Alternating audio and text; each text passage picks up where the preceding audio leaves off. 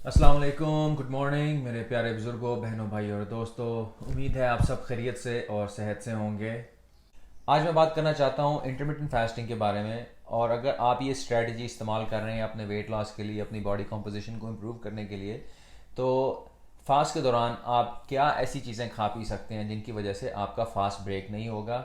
और वो कौन सी ऐसी चीज़ें हैं जो बाज़ लोग समझते हैं कि खा पी सकते हैं मगर वो बिल्कुल नहीं खा सकते, उनके बारे में भी थोड़ी सी बात करेंगे।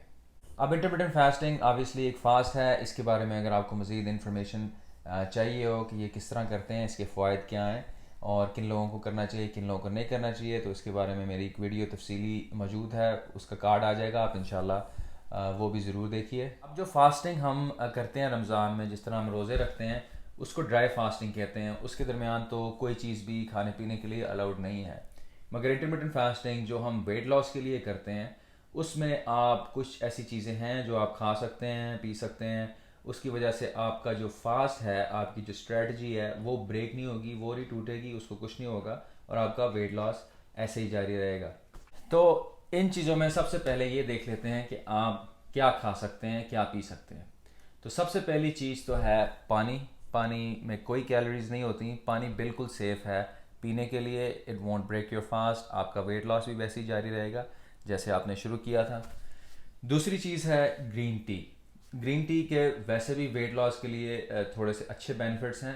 आप ये बिल्कुल पी सकते हैं, किसी भी क्वांटिटी में पी सकते हैं और इससे आपका फास्ट बिल्कुल ब्रेक नहीं होगा। तीसरी चीज़ आ जाती है कॉफ़ी। और कॉफ़ी से मेरा मतलब है कि ब्लैक कॉफ़ी। ब्लैक कॉफ़ी की वजह से भी आपका फास्ट ब्रेक नहीं होता। मगर याद रहे, ब्लैक टी जो है उसमें थोड़े से कार्ब्स होते हैं, उसकी वजह से आपका फास्ट ब्रेक हो सकता है। ये थोड़ा सा ग्रे एरिया है, but I would be careful. मैं केयरफुल रहूँगा और I won't take any black tea if I am fasting. इसके बाद फिर कार्बोनेटेड वाटर जो है, जिसमें पानी में उन्होंने सिर्फ गैस भरी होती है, वो भी आप ले सकते हैं, वो भी बिल्कुल सेफ़ है। उसके अलावा वाइटामिन्स बिल्कुल सेफ़ हैं, वाइटामिन्स आप ले सकते हैं, अपनी दवाइयाँ ले सकते हैं, उनमें कोई कैलोरीज नहीं होती। बेसिकली कोई भी ऐसी चीज़ जिसमें एनर्जी हो, जिसमें कैलोरीज हों, जिसमें कार्ब्स, फैट्स या प्रोटीन हो, उनकी वजह से फास्ट ब्रेक हो सकता है। तो उन चीज़ों को हमने अवॉइड करना है। इसके बाद लेमन वाटर आ जाता है। लेमन वाटर थोड़ा सा ग्रे एरिया है। अगर आप बहुत ज़्यादा नींबू निचोड़ के उसमें पानी लेते हैं तो उसकी वजह से आपका फास्ट ब्रेक हो सकता है। बट अगर आपने अपने एक पानी के ग्लास में, मतलब है कि एक आपने काश लेनी है लीमू की, छोटा सा स्ट्रिप उसके अंदर डाल दें, तो उसकी वजह से आपका फास्ट ब्रेक नहीं होगा। That's quite all right, so go ahead and do that. मगर उसमें यह है कि आप उसको निचोड़ना अवॉइड करें। सिर्फ उसकी काश लेके या उसका स्ट्रिप लेके, लेमन का स्ट्रिप लेके अपने पानी से इन्फ्यूज़ कर दें। और फिर एप्पल साइडर विनेगर जो है वो भी सेफ़ है। उसकी भी आप 1 to 2 टेबल स्पून जो है अपने फास्ट के दरमियान ले सकते हैं। लेमन की वजह से भी और एप्पल साइडर विनेगर की वजह से भी वेट लॉस में काफ़ी फ़ायदे होते हैं। तो ये चीज़ें आप ज़रूर लें, इनमें इनकी वजह से फास्ट जो है वो बिल्कुल ब्रेक नहीं होता।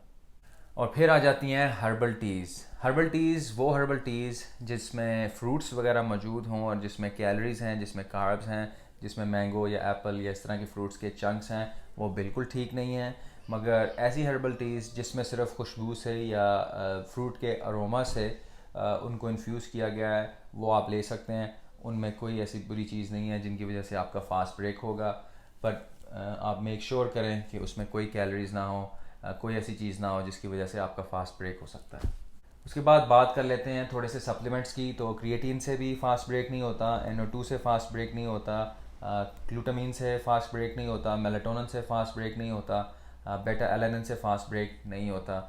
मगर जो BCAAs हैं उनको अवॉइड करें। प्रोटीन पाउडर जो हैं उनसे बिल्कुल फास्ट ब्रेक होता है। BCAA से बिल्कुल फास्ट ब्रेक होता है, तो उनको हमने कम्प्लीटली अवॉइड करना है। तो अब हम आ जाते हैं ऐसी चीज़ों की तरफ जो आप नहीं खा सकते फास्ट पे, जिनकी वजह से आपकी इंटरमिटेंट फास्टिंग जो है वो इंटरप्ट होगी और आपके वेट लॉस एफर्ट्स में फ़र्क पड़ेगा।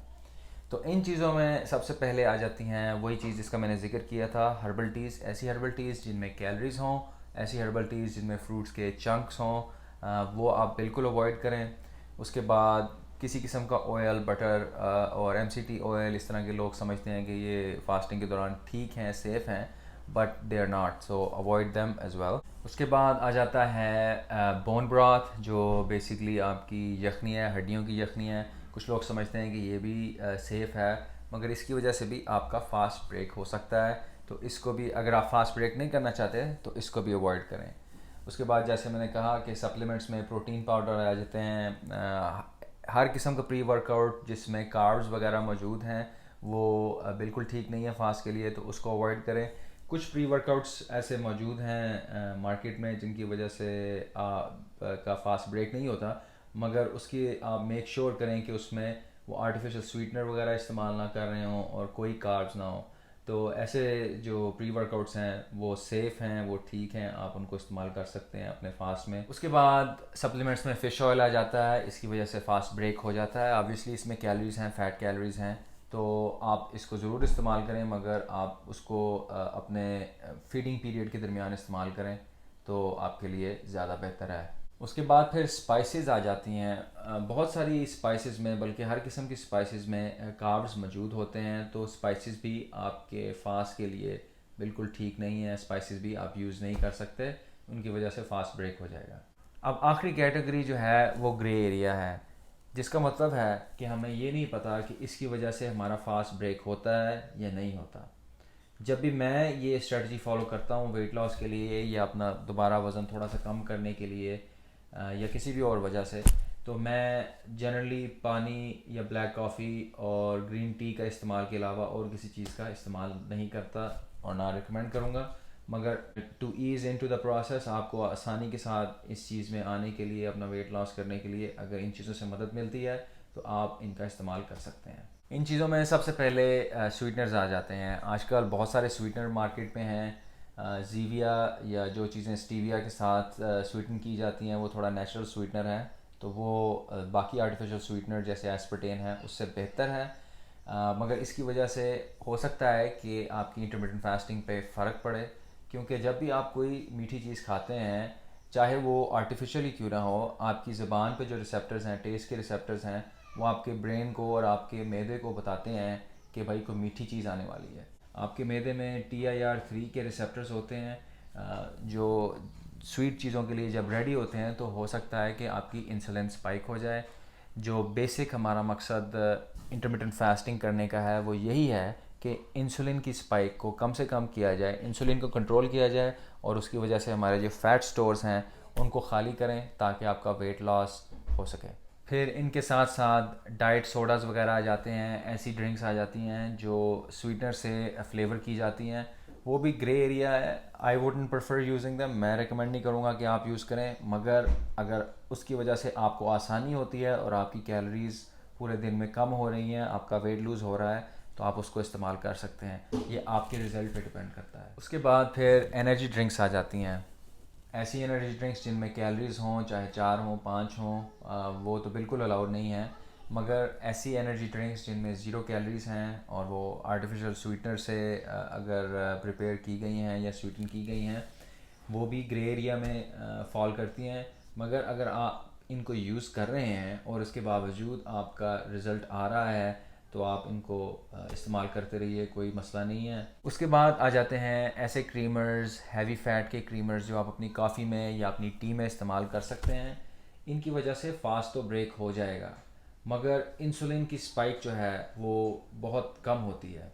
तो हमारा बेसिक गोल ये है कि हमने अपनी इंसुलिन कंट्रोल करनी है वेट लॉस के लिए या डायबिटीज़ कंट्रोल के लिए या वैसे ही अपनी हेल्थ के लिए। तो अगर आपने अभी अभी इंटरमिटेंट फास्टिंग शुरू की है और आपको भूख का बहुत ज़्यादा प्रॉब्लम है, तो अपनी कॉफ़ी के साथ या अपनी टी के साथ आप हैवी फ़ैट के क्रीमर ले सकते हैं, उसमें कोई ऐसी बात नहीं है। इंशाल्लाह उससे भी आपका रिज़ल्ट आएगा। आप इन चीज़ों को छोड़ दें जब आपका रिज़ल्ट आना बंद हो जाए, बट कीप ऑन गोइंग। अगर आपका रिज़ल्ट आ रहा है तो इसमें कोई ऐसी बुरी चीज़ नहीं है। तो मैं उम्मीद करता हूँ कि आपको कोई ना कोई वैल्यू ज़रूर मिली होगी इस वीडियो से, आपकी कुछ ना कुछ मदद ज़रूर हुई होगी इस वीडियो से। अगर आपको वैल्यू मिली है तो ज़रूर सब्सक्राइब कीजिए, प्लीज़ कंसिडर सब्सक्राइबिंग। लाइक करना मत भूलिए, कमेंट करना मत भूलिए, शेयर करना मत भूलिए और बेल आइकन को दबाना तो कभी मत भूलिए। अपना और अपने पैरों की सेहत का ख्याल रखिए। अगले वीडियो में फिर मिलेंगे। अल्लाह हाफ़िज़।